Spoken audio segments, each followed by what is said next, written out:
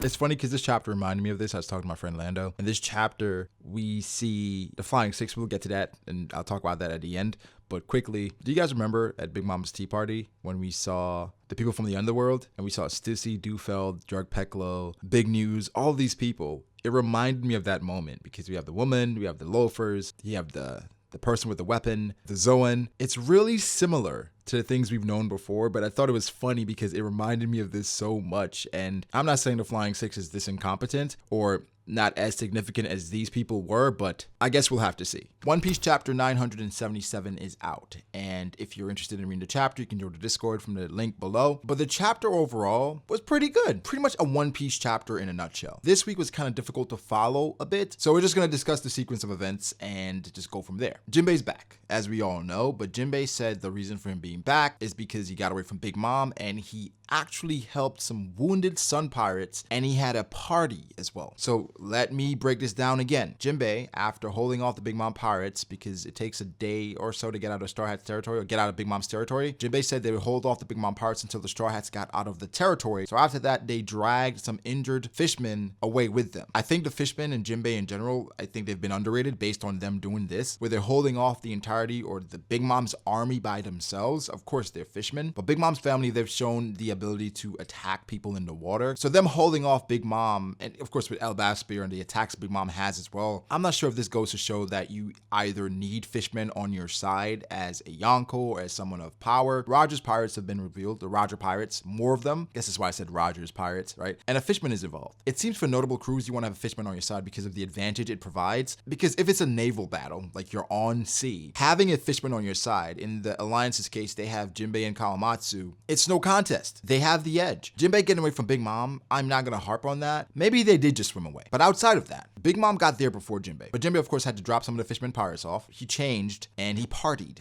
before coming back to Wano, which was, at least 2 weeks, right? It's been at least 2 weeks. I think Jimbei could be lying here. I think Jimbei could be trying to save this moment in which he doesn't tell the Straw Hats exactly what happened, because then that would bring down their morale. And that's something that's key in war. If the morale is low, when people are down, they're thinking about all these other things, it could really affect the battle. So I think Jimbei, of course, being a former captain, former right hand, former soldier, he's aware of that. He understands that. So even if Jimbei and everybody else is dead, he would not say it. Not at this time, at least. Because it goes back to Pedro, where they didn't want to talk about Pedro until the end, because of course, morale is important here. I think that's something we should factor in or think about.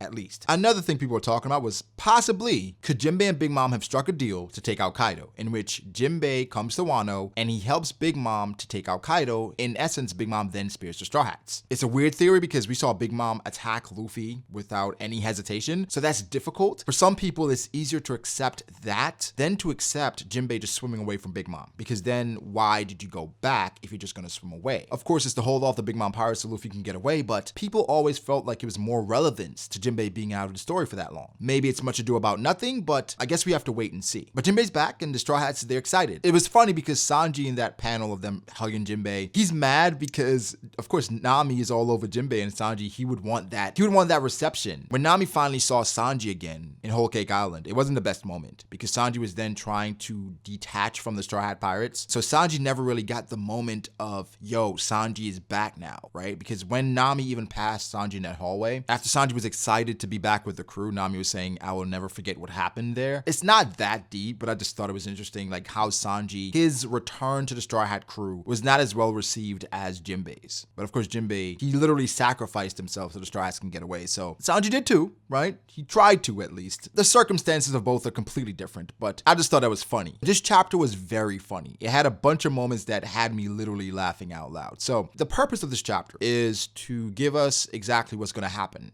the plan. What I love about this chapter, or Law at least in this chapter, is that he's planning based on the past with the Straw Hats. So Law's plan includes Luffy and Kid just doing their own thing. Because, I mean, essentially, that's what they always do. It doesn't matter what the plan is. And I thought it was really interesting that Oda is using Law here to kind of characterize Luffy and Kid and their crews in general. Because for Kid, we don't know that much about Kid. Because we have different blots of information in the story as far as things he's done. Personality-wise, we just know surface level. And as far as how the crew operates, we don't know a lot. So Oda is here trying to flesh out Kid even a bit more. But Kid in this chapter did annoy me slightly. I'll explain why in a bit. But Law in this chapter, hilarious. Because he knows the tendencies of the Straw Hats and the Kid Pirates. Like, they're going to do whatever they want to do, so you can't plan for that. Let's plan around that. So we're going to use them as a diversion and try to approach Onigashima in different ways, using my Devil Fruit, my submarine, all these different things, being smart about it. And Law, that's always been his personality. That's always been his approach, being the tactical guy. Law has always been the guy trying to find the most efficient way to do things. Denjiro here, I think we have to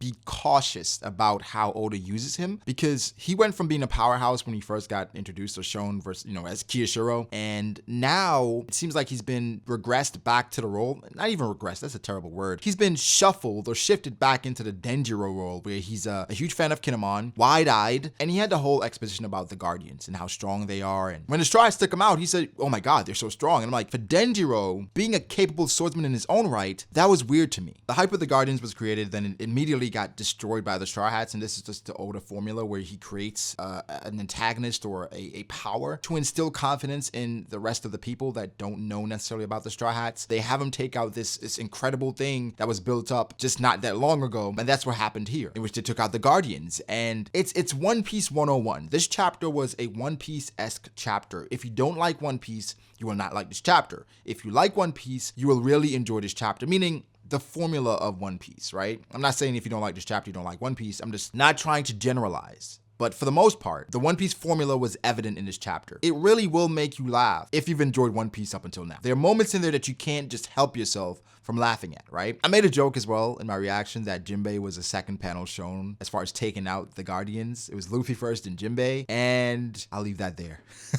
I actually loved the panel with Zoro here, where he had the alcohol, and you can genuinely tell he was happy, because we don't see that a lot, with Zoro being genuinely happy, in which he's shown to smile and things of that nature, but he's really excited here. So this chapter had a bunch of just like amazing spreads, just the Straw Hats together. Again, that moment with Jimbei was really good. The Kinemon stuff, I'll explain that once the official comes out, because I think that's something you should wait to dissect with the official, so I'll wait there. I'm a bit nervous for the war, because Luffy is just, of course he has his moments where he talks about like just winning, and they're about to have their cup of sake and just drink together, but they decide to hold off until after the banquet, in which they win the war with Big Mom and Kaido. I'm worried as to why they're so confident. You're outnumbered, outgunned, it's Big Mom and Kaido. It feels like the Straw Hats shouldn't have a chance in hell, or the Alliance shouldn't have a chance in hell, but there's no apprehension on their side at all. And that's worrisome, because you feel like a great equalizer is coming. And in the midst of that, we have Kaido adding to his forces. So that jumps us to the Flying Six and then Kaido's son. But before that, I'll talk about Kid, because I said I was slightly annoyed with Kid in this chapter. Luffy does something, and Kid says, we're not gonna let anyone beat Kaido. So then it goes back to the same thing. A few chapters ago, Luffy did something, Kid said, well, we're not gonna let the Straw Hats get a jump on us. And that's been the thing with Kid, where Luffy does something, Kid makes a statement, and it's getting redundant, and it's getting kind of old. I'm a Kid fan because of what I think he could be, but I think a moment here is versus the Guardians. You already used Law to say those two idiots would always be in front, they're always gonna do their own thing. Have Kid and Luffy take out the Guardians, or both of their crews. You're showing us Heat and Wire every chapter. Killer shows up this chapter. Why not have Killer and Zoro, Heat and Sanji, Wire and Nami, or Wire and Frankie? Well, not Nami, Usopp, and Chopper. The Weakling trio are back in full effect. I've been seeing on Twitter where people are posting the panel where Usopp said he's not going to be a part of the Weakling trio anymore, and then this chapter where people are viewing it as character regression, I think is just Oda just playing with gags. Sometimes that could be misplaced for character regression. This rivalry is starting to be forced on us because it doesn't seem believable. Luffy just added a warlord. Luffy and his crew took out the Guardians by themselves, no effort whatsoever. Nobody did any special moves or transformations, and you're still saying this. Like, I want Kid to do something great. But how it's going, it seems like Luffy's gonna take out Kaido. Kid's gonna say, well, you're not gonna take out Big Mom before me. Luffy takes out Big Mom. Kid's like, well, you're not gonna find the One Piece before me. It just keeps going. Hopefully this isn't a sign of things to come and they actually have some sort of rivalry between them and their crews. Because personally, I think that would have been a great moment with the Guardians for just showing both of them going and taking out the Guardians, right? The final page is probably the best page, where the numbers, they're apparently bad drunks. Queen is dancing again, apparently. Olin is going to change into a kimono, so I'm really excited for that. Kaido has a son, and he's waiting for his son to show himself. Now, I'll make a video on Kaido's son and my expectations for him and who he possibly could be, but it's not Katakuri or Oven and Daifuku. But I think it's interesting because Oda was asked that question and he kind of shot it down.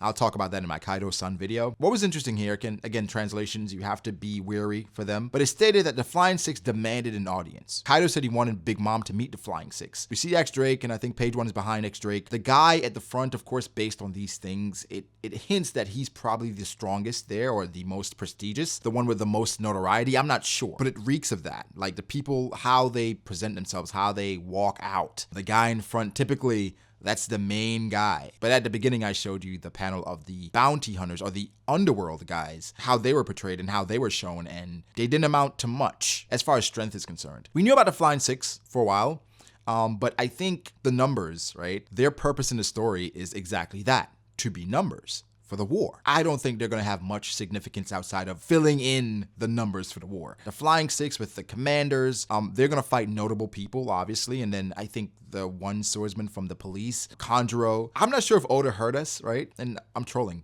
kind of, where we were saying, who are people going to fight? And now Kaido has a son. Hopefully next chapter Kaido doesn't have a daughter. And we're like, okay, where are all these people coming from? But I think Kaido's son being the most interesting thing from the chapter, because every Yonko so far, of course outside of Blackbeard, they've been shown to have some heir or somebody that's after them. Kids in some way, with Shanks and the kid from the bar with Makino. Of course Whitebeard and Weevil. And now Kaido has a son as well. And Big Mom, we know she has 99 sons. Exaggerating, but still. But Blackbeard and Luffy, those are the new school guys. They're not expected to have kids already, but I think it's interesting. So it'd be cool if Weevil shows up here and then we get introduced to Kaido's son. And there's a lot more I want to get into with the Kaido's son thing, because I think there are parallels here, you know, with Odin and all this different stuff that we can talk about. But it's really interesting. I'm not sure when I'm going to release it though, because I don't want to spoil people. A very interesting chapter. Probably an 8 out of 10. I think this is just transitional chapters, giving us some layouts for the war, key things that should happen, key members with the commanders of the war, unofficial commanders with Hyogoro and Sicilian. It's trying to give us an idea of how they're going to move forward, right? So that was really enjoyable. Flying Six, again, my expectations for them, a separate video as well, because I think, again, it's hard to say because they're not going to be stronger than the commanders. So how much can we really expect from them? Interesting stuff nonetheless. Give me your thoughts, guys. How did you feel about the chapter? Jimbei showing up, the reason for it, Jimbei going home, partying it up and coming back, Big Mom in a kimono. How do you guys feel about that? I think that's the most interesting thing, or the second most interesting thing from this chapter. Kaido's son, that's going to be the talk of the town for a while, because no chapter next week due to Corona and stuff, and we might have a chapter the week after that. I have to confirm that. Once I confirm all the details, I'll make a video about this stuff, and then we go on break. The Kaido's son stuff, that's going to encapsulate the One Piece community in general. So I'm going to be flooding you with content, and we're going to go outside of One Piece in regards to content, because I think it's time for us to just talk about My Hero and just how amazing My Hero has been. So guys, give me your thoughts. How do you feel about everything? Like the video and subscribe to the channel for more content like this. Follow me on Twitter at BragoDace. Follow me on Instagram at BragoD.ace. If you're interested in gaming as well, follow me on twitch.tv/BragoDace. We're there every other night. And thank you guys for your support. It means a lot. My patrons, I appreciate you guys so much that you help me out a lot. So thank you, thank you, thank you. Like, subscribe. I'll catch you in the next one. Peace.